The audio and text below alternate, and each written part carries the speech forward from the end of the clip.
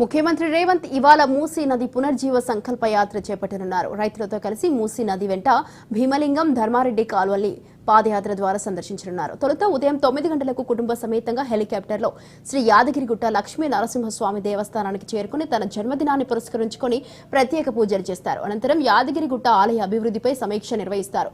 యాదాద్రి ఆలయంతో పాటు జిల్లా అభివృద్ధి పనులు, పెండింగ్ పనులపై చర్చించనున్నారు.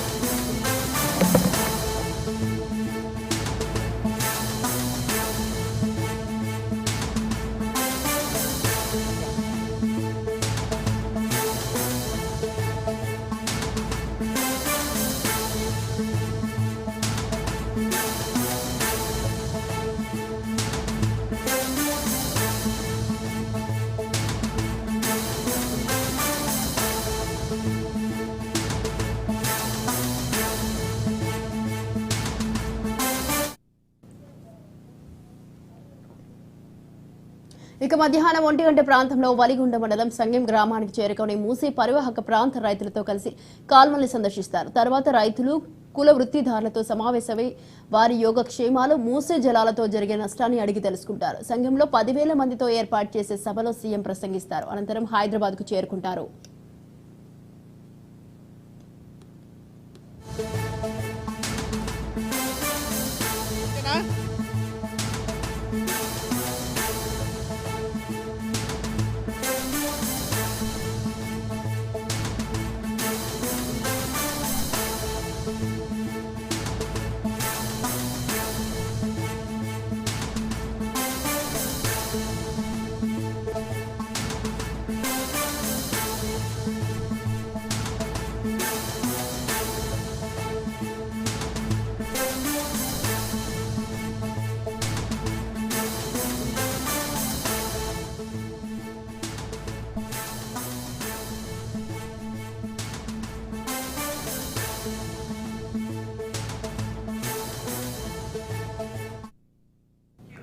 రైట్, ఈ విషయంపై మరింత సమాచారాన్ని మా ప్రతినిధి సతీష్ యాదగిరిగుట్ట నుండి లైవ్ లో సిద్ధంగా ఉన్నారు. సతీష్, చెప్పండి, ఈ రోజు అయితే యాదగిరిగుట్ట లక్ష్మీ నరసింహస్వామి దేవస్థానానికి అయితే చేరుకొని రేవంత్ రెడ్డి తన జన్మదినాన్ని పురస్కరించుకొని అయితే ప్రత్యేక పూజలు చేస్తారు. అలాగే యాదగిరిగుట్ట ఆలయ అభివృద్ధిపై కూడా ఆయన సమీక్ష నిర్వహిస్తారని తెలిసింది. దీనికి సంబంధించి మీ దగ్గర ఉన్న అప్డేట్స్ ఏంటి?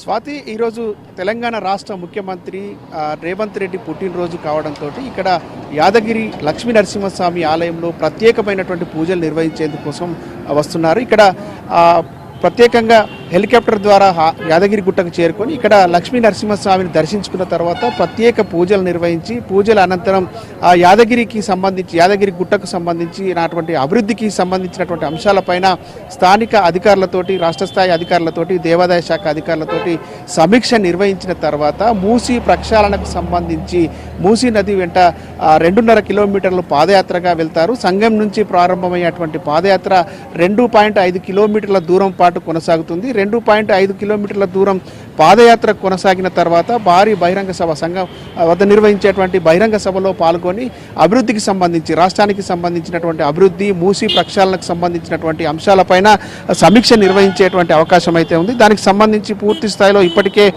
అధికారులు అయితే ఏర్పాట్లు చేశారు. ఈరోజు రాష్ట్ర ముఖ్యమంత్రి పుట్టినరోజు కావడంతో ప్రత్యేకమైనటువంటి పూజలు నిర్వహించేందుకోసం కాంగ్రెస్ శ్రేణులు కూడా భారీగా ఇక్కడ యాదగిరిగుట్టకు చేరుకుంటున్నారు. ప్రత్యేకమైనటువంటి కార్యక్రమాలు ఉండడంతో ఇక్కడ పూర్తి స్థాయిలో తెలంగాణ రాష్ట్రానికి సంబంధించినటువంటి మంత్రులు, ఎమ్మెల్యేలు, పార్టీకి సంబంధించినటువంటి కీలకమైనటువంటి నేతలు కూడా రావడానికి ఏర్పాట్లు చేసుకున్నారు. ఇక్కడికి హైదరాబాద్ బేగంపేట నుంచి ఉదయం హెలికాప్టర్ ద్వారా యాదగిరిగుట్టకు చేరుకున్న తర్వాత యాదగిరి లక్ష్మీ నరసింహస్వామి ఆలయంలో ప్రత్యేకమైనటువంటి పూజలు నిర్వహిస్తారు. అక్కడి నుంచి యాదగిరి గుట్ట నుంచి డెవలప్మెంట్కు సంబంధించినటువంటి ఆలయానికి సంబంధించినటువంటి కార్యకలాపాలపైన సమీక్ష నిర్వహిస్తారు. తర్వాత రోడ్డు మార్గంలో అక్కడి నుంచి బయలుదేరి పాదయాత్రను సంఘంకు చేరుకొని సంఘం నుంచి పాదయాత్రను కొనసాగిస్తారు. మూసీ నది ఒడ్డి భీమలింగం వరకు సంఘం నుంచి భీమలింగం వరకు పాదయాత్రను కొనసాగిస్తారు. పాదయాత్ర అక్కడికి చేరుకున్న తర్వాత ధర్మారెడ్డిపల్లి కెనాల్ కట్ట వెంట సంఘం నాగిరెడ్డిపల్లి రోడ్డు వరకు పాదయాత్ర చేసి అక్కడ పాదయాత్రను ఉద్దేశించి మూసీ పునరుజ్జీవనం గురించి అక్కడ పూర్తి స్థాయిలో మాట్లాడతారు. పునరుజ్జీవ సంకల్ప రథం పై నుంచి ముఖ్యమంత్రి రేవంత్ రెడ్డి మాట్లాడడానికైతే ఇక్కడ ఏర్పాట్లు చేస్తూ ఉన్నారు. అటు పార్టీ శ్రేణులు కావచ్చు, ఇటు అధికార యంత్రాంగం కావచ్చు, పూర్తి స్థాయిలో ఏర్పాట్లు అయితే చేస్తూ ఉన్నారు. సీఎం రేవంత్ రెడ్డి వస్తుండటంతో ఆయన పుట్టినరోజు కావడంతో ఆయనకు ఏర్పాట్లు చేసేందుకు శుభాకాంక్షలు తెలిపేందుకోసం భారీ మొత్తంలో కాంగ్రెస్ శ్రేణులు కూడా ఇక్కడికి చేరుకుంటున్నటువంటి పరిస్థితి అయితే ఉంది.